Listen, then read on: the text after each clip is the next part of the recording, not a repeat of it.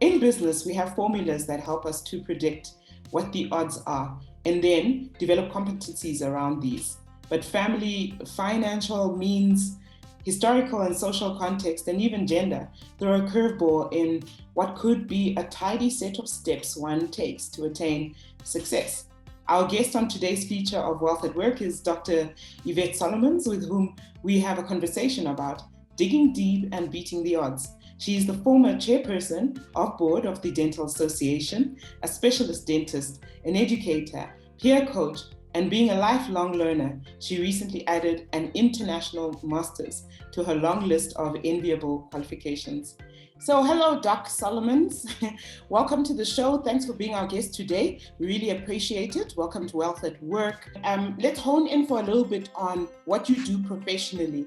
How has it been? Because you've reached heights that a lot of women, let alone women of color, will battle to reach. How do you feel you have beaten the odds, and how do you feel about being a minority in your profession, in the world, globally? Jolly, I think the truth is that it hasn't been easy. There were difficulties, of course, etc. And the odds as such, if I had to probably pin down as to what were the secrets as such, fundamental thing is, I remember there was once a saying that I would say went very nice for me and resonated with me with Melinda Gates when she said, a woman with a voice is by definition a strong woman, but the search to find that voice can be remarkably different.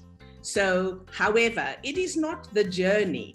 It is in actual fact the destination. And that destination is not something that is static. It is dynamic as such. Mm-hmm. So when I was, when we were young, my mom had 5 kids, and it was instilled on us that without something, without a qualification, without a few pages on your CV, you're going nowhere. And people are not going to be giving you opportunities if you are not able to step up to be able to do what you need to do. So what happens is that your entire being becomes embedded in the values of others, in particularly your parents. And sometimes you think that you have a say, you think that you have agency.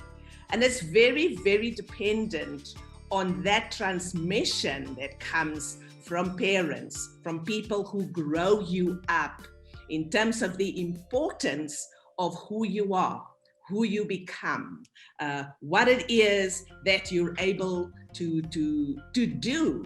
And so I would say to you that all of that influence that came from mom's influence really impacted my determination, my commitment, my ability to create a life of balance. I like the fact that you mentioned your mom and your mom's influence, because that is, I never met your mother, but she fascinated me just from the conversations that we have had.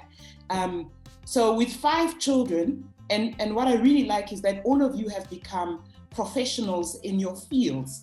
Yeah. So I'm fascinated by how she influenced and how she was determined in a place like Gladstone to actually raise children who see beyond what they see. I mean, I took my children through Gladstone not so long ago, and my son actually cried.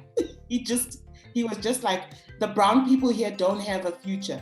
So that actually really made me think about you and growing up and just how does one push beyond that context that you're in?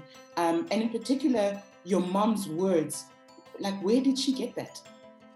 Yeah, and of course, mom came from a family of 8 children.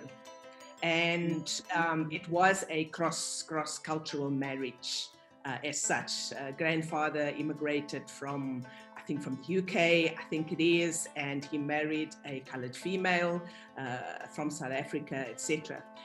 But he instilled sound values. He was a firm person who actually endorsed values, and to make sure that you are anchored with sound principles in life.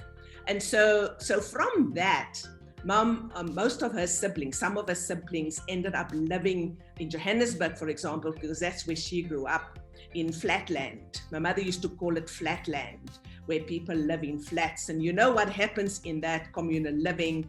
There's always influence from the society. And my mom made a choice in her life. She said, if I can help it, I will go beyond. I will not live there and raise my children in that environment. So yes, we ended up in Clarkson. It was a very, very small farm town, let's say it that way. What it looks like now is very, very different. But there weren't the outreaching opportunities. Apartheid was rife, etc. But Mom always said to us, you are here for a reason. Your life has purpose. And so she didn't give us agency to decide, okay, no, today I don't feel like going to school. Oh no, if she had to beat you, you were going to get to school and you are going to get an education. And she instilled in our hearts when she said, you know, I don't earn a lot of money. So you may prepare yourself that there's not going to be a huge inheritance, but the only inheritance that I can give you is honor and commitment unto the Lord. And I can give you an education. And she said to us, the one thing that she spoke to us all about was about choices and consequences. That whatever choice you make will have fundamental consequences. My sister and I, she always said to us, let me ask you something. If you needed to go and buy something for yourself, a bottle of perfume or whatever, and every time you wanted to do so, you had to go and ask your husband for permission to do so, how would that impact on you?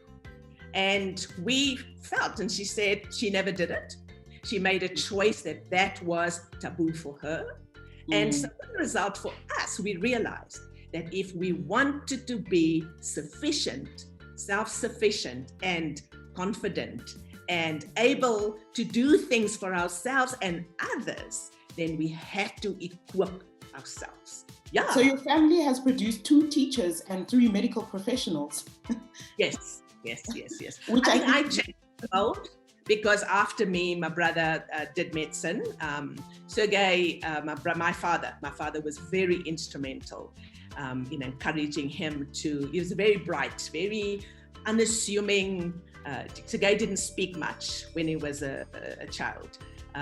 But you look at him now, you look at him today, and ultimately later on, how even as being a medical doctor, he became a minister. He became somebody that in actual mind kingdom matters over and above being a medical professional. And I would say to you, it's without a doubt,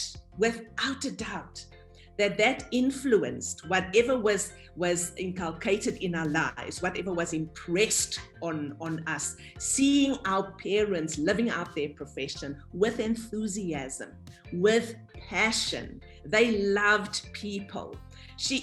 One thing also, there are a few things that I just want to say before we go on, was about the choices and the consequences. And one thing that she stressed for us was social responsibility, that it's important to have social responsibility and to walk the talk. You don't just talk without walking it out. And most importantly, power of prayer. You would sleep in the one room and you would hear Mom early hours of the morning praying, and she would start from the top and she would mention all our names. You heard your name. And she prayed. She prayed if you had difficulty in a subject. She prayed if there were issues in your life, learning problems, relational problems. Mom prayed and interceded for you. And fundamentally, hard work. Yeah, we had a thing, a board and a placard that Dad always said and emphasized: get a good friend or a bad one will get you. And so with the result, get a good friend or a bad one will get you. Yes. I think that's my saying for today.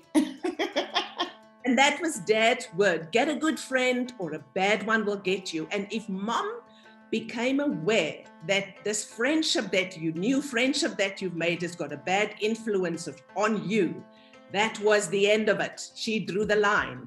You were not allowed, and that person was not allowed to come because that person is not adding value. So how do you, knowing some of the experience that you've had, especially in the past, we've discussed a particular incident where you were coming in, or you hoped you were coming in as a professional, or you were coming in as a professional because they couldn't have taken somebody who wasn't. But in the documentation, they didn't call you even Dr. Solomons. They just put a colored female and Yvette Solomons. How do you step over those instances, and what is your process? Thank you, Jolly. I appreciate the question. I think one of the things that you come to realize increasingly, especially given our context in our South African history as such and where we come from, we had a choice to make.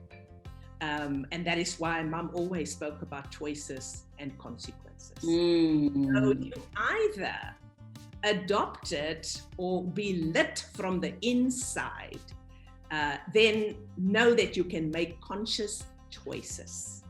And of course, you either veered the side of anabolic energies or catabolic energies. Anabolic meaning that you have and you build up, you encourage, you innovate, you exercise, you make choices for those endorphins that can build yourself, and that attracts success. Or you can go on and veer towards the catabolic energies that triggers breakdown, that reminds you of your labels. So anabolic, whatever labels you get and you take on and you take ownership of, and you say, oh, no, I like that label, you can put that on me. Or you can go for the catabolic side that triggers the breakdown, that releases cortisol, that stresses you, that repels success, and you can take labels. So you have to make a conscious choice. So Doc, thank you for being my guest today. I really appreciate it. I got some really good nuggets. So thank you once again for joining us today on Wealth at Work. Much appreciated. And hopefully we'll catch up for a cup of coffee soon. Thank you for all you're doing, Jolly, and for bringing our truths out there and literally blessing the next generation. Appreciate you. And thank you, everyone. Thank you for watching Wealth at Work. We are looking forward to sharing more stories and profiling other dynamic entrepreneurs and business people. Please like and share and leave a comment telling us what topics you would like to see next. From me, Jolly Mokorosi, thank you and goodbye.